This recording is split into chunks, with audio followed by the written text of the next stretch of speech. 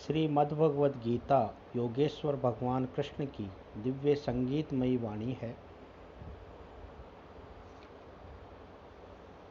विश्वकोशीय ग्रंथ महाभारत, जिसमें 1,00,000 श्लोक हैं, भीष्म पर्व में 700 श्लोकों में भगवद गीता नामक ग्रंथ एक अंश रूप में उपलब्ध होता है। गीता का शब्दार्थ। गीता शब्द का अर्थ गाई गई या कही गई। महाभारत युद्ध के समय युद्ध का परित्याग करने की इच्छा पर अर्जुन को श्री कृष्ण ने जो उपदेश दिया वही गीता है। समापोढ़ेष्वनिकेषु कुरु पांडवयोर्मध्ये अर्जुने विमनस्के च गीता भगवता स्वयं। युद्ध में शोकग्रस्त अर्जुन को भगवान श्री कृष्ण ने अपने मुख से गीता का उपदेश किया। चिदानंदे नंदेन कृष्णेन प्रोक्ता स्वमुक्तो अर्जुनम वेदत्रयी परानंदा तत्वार्थ ज्ञान संयुता। महाभारत भीष्म पर्व के अनुसार या स्वयं पद्मनाभस्य मुख पद्माद विनिसृता के अनुसार भगवान के मुख कमल से उक्त होने से इसे भगवद गीता या श्रीमद्भगवद गीता कहा जाता है। गीता का उपनिषदों से बहुत सामंजस्य है। अनेक जगह उपनिषदों के पूरे श्लोक प्राप्त होते हैं। शब्द भी पर्याप्त मात्रा में मिलते हैं तथा भावों की छाया तो प्राय सर्वत्र दृष्टिगोचर होती है। उपनिषद शब्द का प्रयोग संस्कृत में स्त्रीलिंग में होता है, इसलिए इसमें गीता शब्द में स्त्रीलिंग शब्द का प्रयोग हुआ है। गीता की अध्याय पुस्तिकाओं में सर्वत्र उपनिषत्सु शब्द का प्रयोग हुआ है। फिर कुछ विद्वान इसे उपनिषद मानते हैं तथा कुछ विद्वान उपनिषदों का सार। गीता महात्म्यम में कहा गया है, सर्वोपनिषदो गावः दोग्धा गोपाल नंदनः पार्थो वत्सः सुधीर भोक्ता दुग्धम गीतामृतम महत्। समस्त उपनिषद गाय के समान है। उसके दुहने वाले गोपाल नंदन श्री कृष्ण हैं। अर्जुन बछड़ा है जिसे निमित्त बनाकर इसका दोहन हुआ है। गीता रूपी महान अमृत दुग्ध है तथा शुद्ध बुद्धि वाला पुरुष इसको पीने का अधिकारी है। श्री अरविंद ने तो इसे 13वीं उपनिषद माना है। पंडित मधुसूदन ओझा इसे स्मार्त उपनिषद मानते हैं। भगवत वाणी होने से उपनिषत्सु में आदरार्थ बहुवचन का प्रयोग है, इसलिए अध्याय पुस्तिकाओं में सर्वत्र श्रीमद्भगवद गीतासुपनिषत्सु प्रयोग किया गया है। महाभारत शांति पर्व में इसे हरि गीतासु कहा गया है। आचार्य शंकर ने अपने भाष्य में इति गीतासु ये बहुवचनांत प्रयोग किया है। लाघवार्थ श्रीमद्भगवद गीतोपनिषद की जगह लोक में केवल गीता ही प्रयोग प्रचलित हो गया है।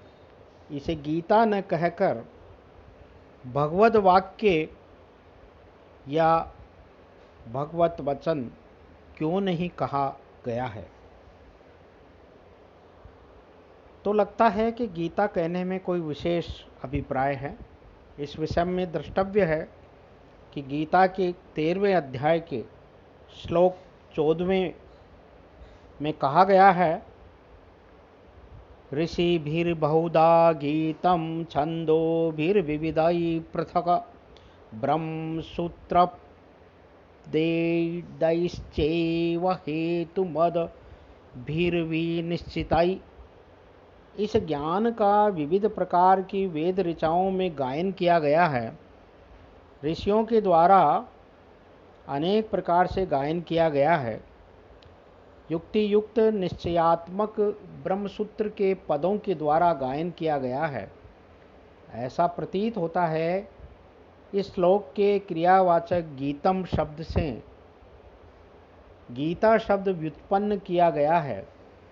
इससे यह अर्थ ध्वनित होता है कि वेद, उपनिषद और ब्रह्मसूत्र में जिस ज्ञान का वर्णन किया गया है वही गीता में है, तथा जिस प्रकार वह ज्ञान श्रेष्ठतम है वैसे ही गीता का ज्ञान सर्वश्रेष्ठ है। इसमें केवल न शब्दों का ही संगीत है अपितु भावों का भी संगीत है। अनेक प्रकार के आध्यात्मिक, आदि दैविक तथा आदि भौतिक भावों का संगीत इसमें उपलब्ध है, जिसे ऋषियों की दिव्य दृष्टि प्रभावित करती है।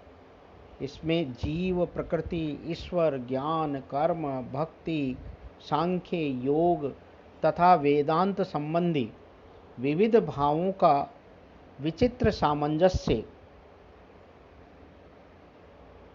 के गायन प्रस्तुत हुआ है, जिसे योगी अपने दिव्य अंतःकरण में अनुभूत करते हैं।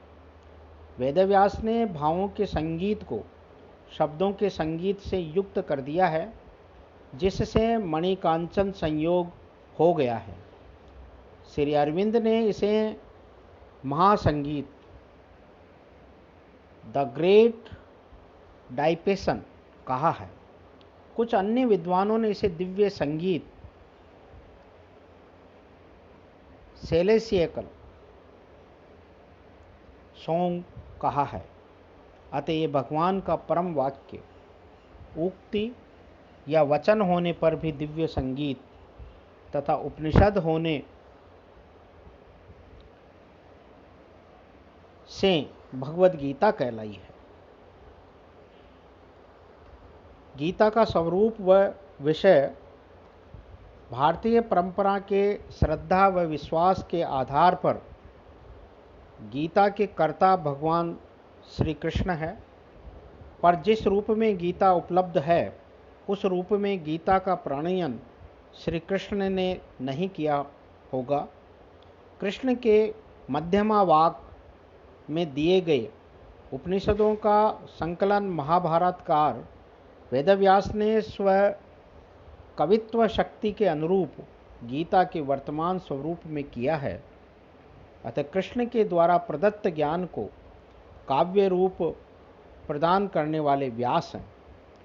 इस गीता के विषय वस्तु की व्याख्या हेतु भागवत का 11 स्कंद, पद्म पुराण, वराह पुराण का गीता महात्म्य, योग वासिष्ठ के निर्वाण प्रकरण में कथित गीता सार इसके महत्व को अभिव्यक्त करते हैं। अतः गीता महाभारत का अंग है तथा निश्चय ही वेदव्यास की ग्रंथ रूप में रचना है तथा नित्य पठनीय है।